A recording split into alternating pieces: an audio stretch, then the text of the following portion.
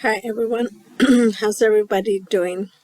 I've been doing all right. I've been reading books again, well, hearing audiobooks. Está escuchando audiolibros. Ahora, porque no he tenido tiempo de leer, so está escuchando audiolibros. I haven't had time to read, so I've been listening to audiobooks on YouTube.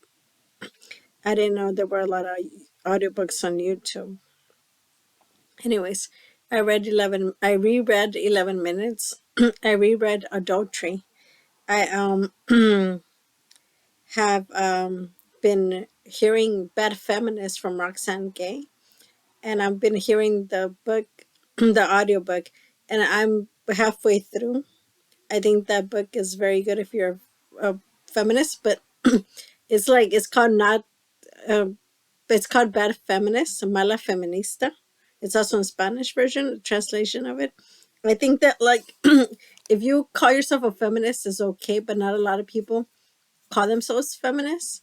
I consider myself a feminist, even though I'm a bad feminist, just like Roxane Gay says. She talks about being a bad feminist. How she, even though she doesn't, she listens to hip hop and she knows the lyrics are bad for feminism, but that's why she says she's a bad feminist because she listens to hip hop and she does a lot of things that are anti feminist. And she knows she's a bad feminist, but she still considers herself a feminist. So she talks about the issue with 12 Years a Slave. She talks about the magical Negro. She talks about being a chess player among men in academia. She talks about being a professor and as a woman, African American woman in academia. She talks about her assault. She talks about Chris Brown issue. She talks about dating. She talks about popular culture. She talks about what else does she talk about? She talks about how there's a lot of competition when she's playing even games like Scrabble among academia when she's with her guy professors and they still want to compete. So because she's a woman, so they want to compete.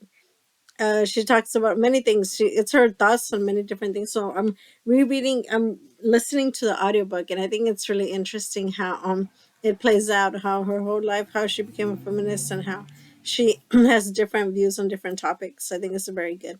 She's the author. I also read the book Hunger of Roxane. I already read Bad Feminist, but I'm rereading. I'm listening to the audiobook Bad Feminist. I read Hunger from her. That's her second book.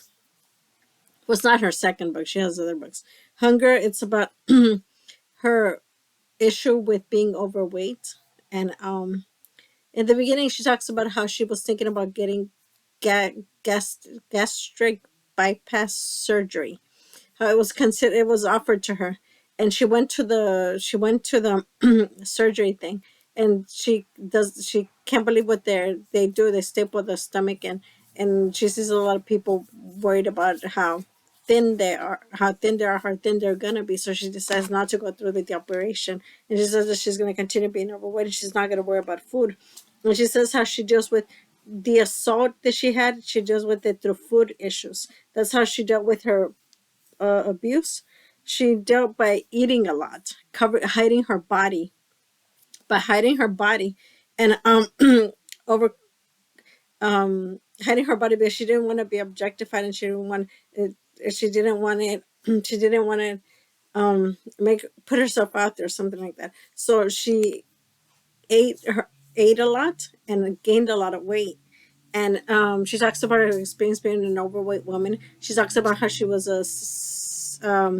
a call girl because she left home. I think I don't know at what age she was. She dealt with the abuse by going through boarding school in high school, but then she became a call girl, and then she ended up at college. She became a professor and a writer.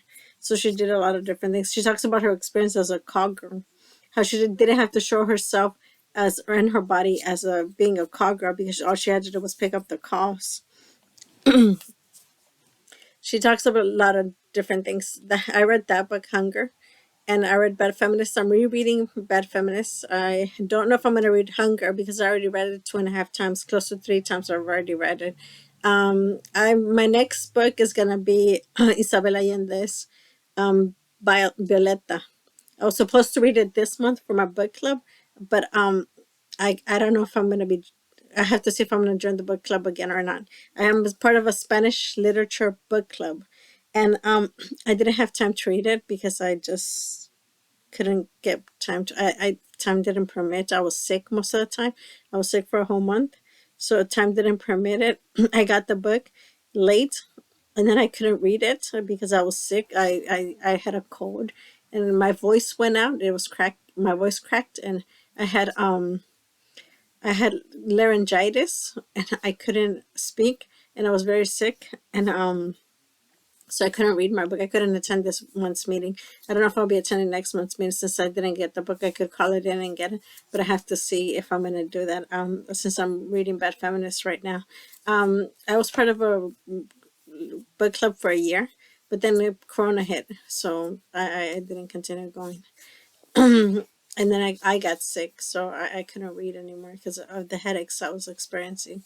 But I read but while I was during pandemic, and I was experiencing headaches, terrible headaches. I had to meditate.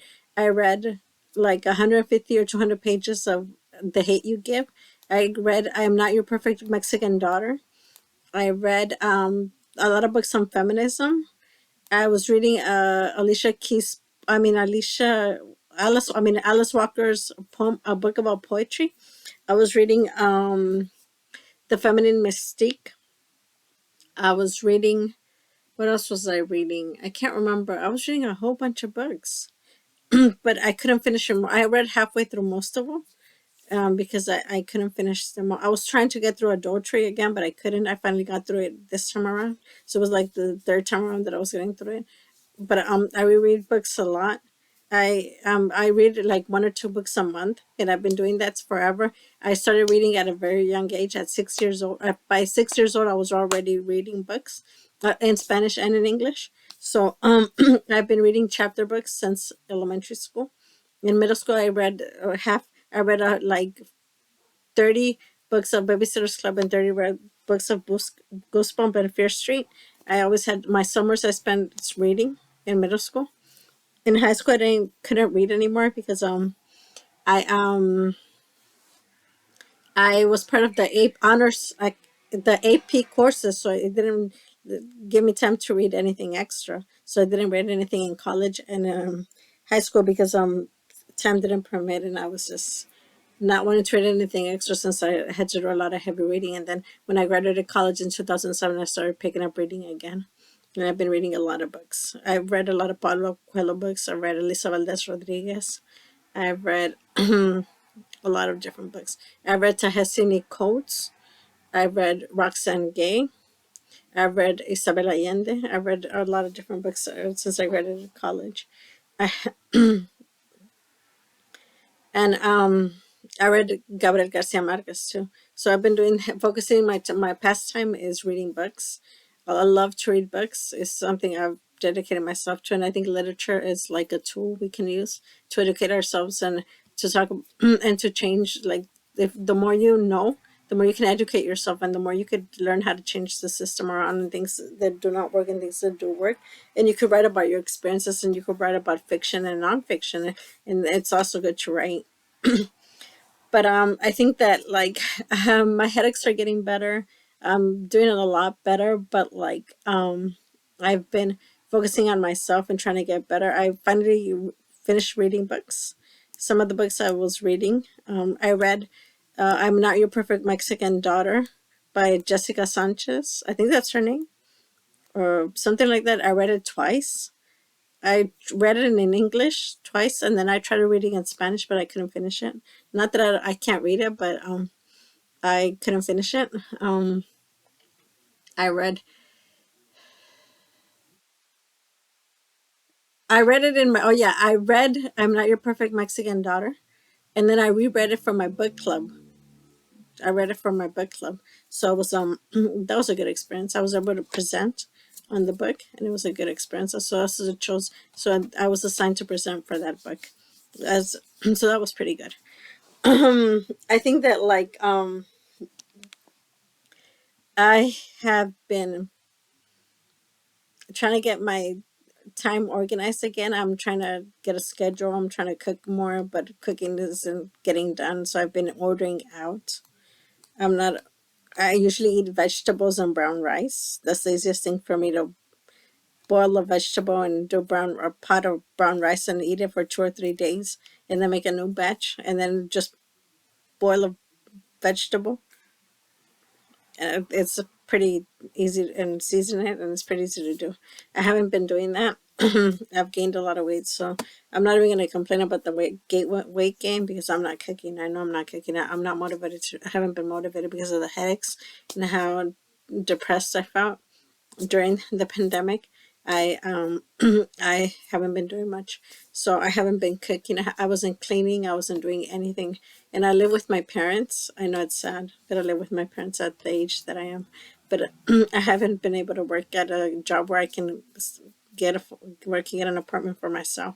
Rent is really expensive. Rent is like from $1,200 to $2,000. That might be a $15 an hour job, minimum wage job, and it's like I can't afford it. That'll be my whole income, and I couldn't even afford that. And it's like if a $15 an hour, $20 an hour job, that's your whole income. How are you gonna pay rent? You would have to get two or three roommates. And I had roommates in college where I live in an apartment with four other people. But it's like I don't want to do the college thing. Well, I'm older. I'm much older. I'm close to I'm nearing the end of my 30s. I don't know if I want to do the roommate thing anymore. So I just think that I might have to wait a while until I get the headache completely goes away. And I think that like things are changing with COVID. Gas prices have gone really up.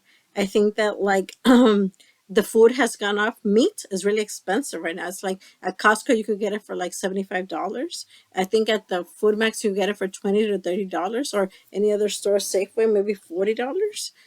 I think that groceries are going up. I think it's not on at first it started with gentrification, how like they're raising up the gas prices and they're raising up the housing. They first do it with housing when people move into there and try to bring new people into the area and try to scrap up the prices. But it's also inflation, and inflation is just taking over. It's like everything has gone up due to the closing of the pandemic. Nobody was working, so then everything was working to make up for the time that nobody was earning any money. Everybody was at home. Nobody was buying anything, so nobody went out. No, as restaurants were closed, the theaters were closed. Everything was shut down, completely shut down. Nobody was making money. A lot of uh, businesses closed. They didn't survive during the pandemic, and they had the business um, loan. I mean, the business help they had, the subsidy they had for the during pandemic for the small businesses for them to sustain themselves while they were or maintain themselves while COVID. But they didn't make it. So a lot of people didn't make it through. So like right now, inflation is really high, and like I think that like it's really hard times. A lot of people can't live unless you're a professional or college educated, unless you have a really good job, like 25 and up, $25 an hour and up. So I think that like it's really hard to like live on your own. You would have to have a roommate or have a husband or a wife or whatever it is, or a living partner or roommates or family that they can help you out. It's just too hard to do that. And I think that like I think that a lot of people are just, I mean, and not a lot of people, I think it's, we don't know what's going to happen with the pandemic. They say it's inflation, but is it going to be like a recession? And is things going to go back to normal, going to lower the prices of everything? Or the prices going to go back to normal where everything's going to go down and everything's going to be hella cheap? I remember during the recession that we had, they had three subs, 12-inch subs at Subway for like $12.99. That's how cheap it was, but it used to be that cheap.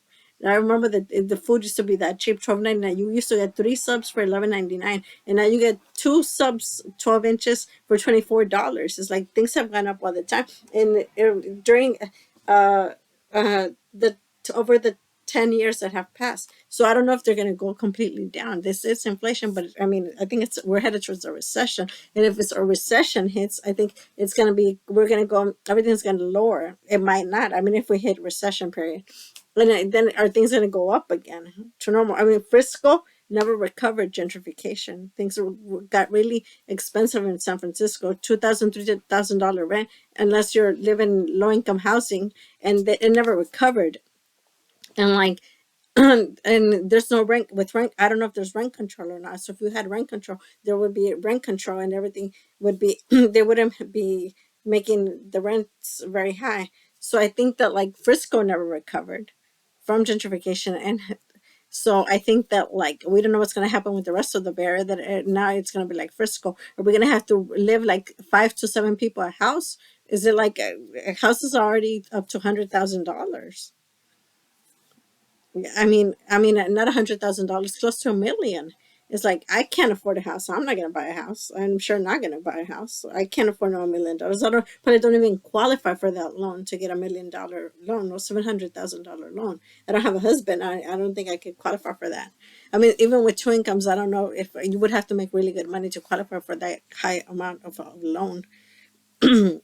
So I think that like it's just hard right now, and I've been focusing on trying to stabilize myself by reading books. I've cook here and there, so I've been able to cook here and there, and I've been able to read books, and I've been cleaning again, so that's good. I've been cleaning, passing the vacuum here and there. I've been cleaning my room. I wasn't even cleaning my room, but nothing was getting moved either because with the headache I couldn't move. So I mean, it was awful. I thought I had cancer. I didn't get it checked out because I couldn't even move. I didn't have medical insurance because they did. I don't know if it got denied or if I wasn't even working, so I couldn't get checked out. So I during that time I thought I had cancer, but luckily nothing too bad is happening, and I recovered from it.